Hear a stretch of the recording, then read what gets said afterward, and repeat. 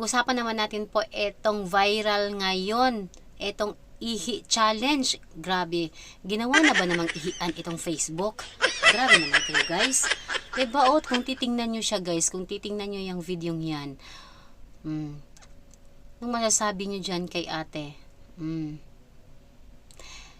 Gawain ba yan ng matinong babae? Oo guys, content creator tayo, dapat gumawa tayo ng content, maayos na content. Yung pagdating ng panahon, hindi mo ikakahiya ang sarili mo. Yung pagdating ng panahon, dapat ipagmamalaki mo yung sarili mo, ipagmamalaki ka ng anak mo.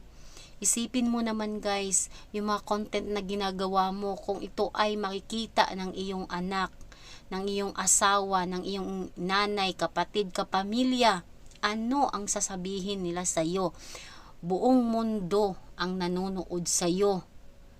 Kaya pag-isipan mo yung mga content na ginagawa mo. Hindi lang isipin mo yung for the views.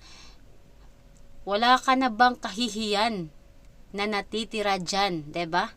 Isipin naman natin guys.